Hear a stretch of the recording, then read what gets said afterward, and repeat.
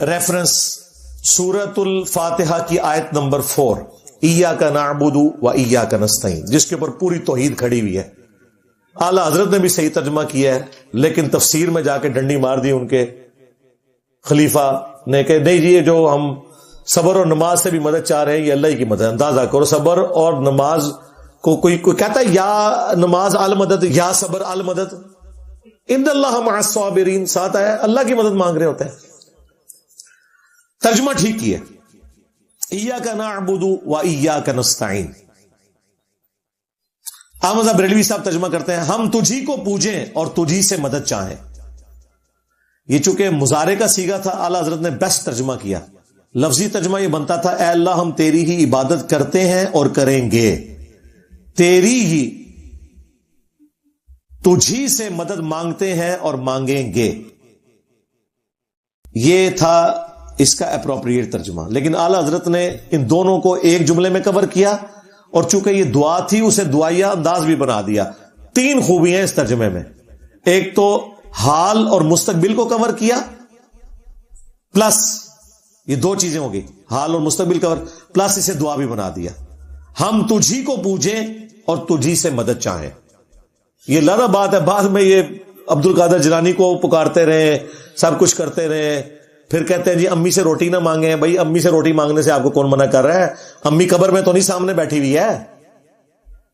امی سے روٹی مانگ سکتے ہیں، لیکن آپ بغداد شریف فون کر کے غوث پاک کو نہیں کہہ سکتے کہ نیسلے دیا 2 بوتلیں بھیج دو، وہ قبر میں ہے، نہیں بیٹھ سکتے. دعا صرف اللہ ہی سے. ظاہر اس بات تو آپ بھی مجھے پانی پلا سکتے ہیں، میں آپ کو، قرآن میں حکم ہے وَتَعَاوَنُوا عَلَى الْبِرِّ وَالتَّقْوَى وَلَا تَعَاوَنُوا عَلَى الْإِثْمِ وَالْعُدْوَانِ. نیکی پرہیزگاری کے کاموں میں ایک دوسرے کی مدد کرو، برائی میں ایک دوسرے سے الگ رہو. لیکن جو غائب میں پکارنا ہے وہ اللہ کے ساتھ خاص ہے. وہ اللہ نے واضح کہہ دیا جو کوئی اس طرح کی مدد مانگے گا نا کسی سے، گویا اس نے اپنا خدا ہی وہ بنا لیا. ہاں، اَمَّن يُجِيبُ الْمُضْطَرَّ إِذَا دَعَاهُ وَيَكْشِفُ السُّوءَ وَيَجْعَلُكُمْ خُلَفَاءَ الْأَرْضِ أَإِلَٰهٌ مَّعَ اللَّهِ. بھلا بتاؤ تو کون ہے جو مصیبت اور پریشانی میں گھرے ہوئے شخص کی فریاد کو سنتا ہے، اس سے اس کی تکلیف کو دور کر دیتا ہے اور تمہیں زمین پہ اگلوں کا خلیفہ کرتا ہے؟ کیا اللہ کے ساتھ کوئی اور معبود بھی ہے جس کی یہ کوالٹیز ہوں؟ قلیلا ما تذکرون، بہت کم ہی تم نصیحت حاصل کرتے ہو. اس آیت میں واضح آ گیا کہ جس کے بارے میں عقیدہ ہے کہ وہ دعا سنتا ہے، گویا تم نے اسے خدا مان لیا.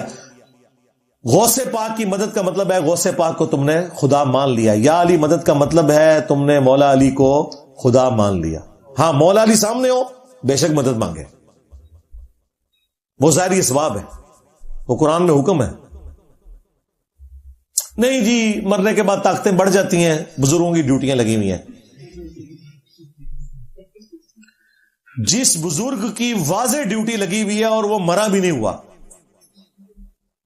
وہ ہے حضرت میکائیل علیہ السلام، جو بارش برساتے ہیں، اللہ کے حکم سے رزق تقسیم کرتے ہیں. تو کیا کوئی مسلمان، گیا گزرا مسلمان بھی بارش کے لیے دعا میکائیل سے کرتا ہے یا اللہ سے؟ تو اگر میکائیل سے دعا نہیں ہو سکتی تو غوث پاک تو شاہی کوئی نہیں. ہاں، کیونکہ میکائیل نہ صرف فرشتہ ہے، فرشتوں کا پیغمبر ہے. ڈیوٹی بھی ہو تب بھی نہیں آپ پکار سکتے. پکارنا آپ نے اللہ کو ہے.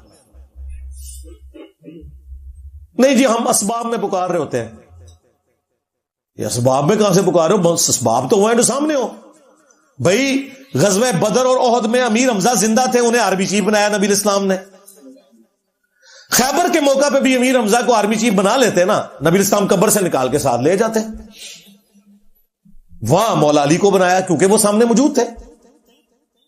امیر حمزہ تو سید الشہداء ہے نا، شہید زندہ ہے، کہتے ہیں نہیں شہید زندہ ہے پکار سکتے ہیں.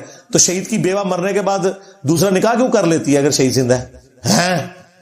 ہاں، انہیں اور زندہ ہوتا ہے، اہلا زندہ نہیں. ہاں اسی بھی کہنے ہیں جدو اور زندہ ہے نا پھر او والی مدد نہیں مانگ سکتے جڑی اسباب کو لو مانگ دے ہو. ورنہ سب سے بڑا مشکل کشا سورج ہے، جس کی وجہ سے زندگی آباد ہے دنیا میں. موسم تبدیل ہوتے ہیں، بارشیں برستی ہیں، ہوائیں چلتی ہیں، جانوروں کی خوراک سورج کی وجہ سے تیار ہو رہی ہے، جن کو جانور کھا کے زندہ ہے. ہم جانوروں کو اور اس خوراک کو کھا کر زندہ ہے. سورج سے بڑا کوئی مشکل کشا نہیں. لیکن آج تک کسی مسلمان نے کہا المدد یا سورج. ہواؤں کو چلا دو، بادلوں کو برسا دو کہ گرمی کا موسم قریب آ رہا ہے؟ کوئی نہیں. فرشتوں یہ پیغام دے دو کہ خادم تمہارا، فرشتوں کو آپ کو ڈیوٹی لگا ہی نہیں سکتے بھائی، یہ اللہ کے کام ہے. درود شریف میں بھی ہم دیکھیں اللہ سے کہتے ہیں اللہم صلی علی محمد، حالانکہ یہ سنن نسائی میں حدیث ہے کہ فرشتے لے کے جاتے ہیں سلام، لیکن پکارتے ہم کسے؟ اللہ.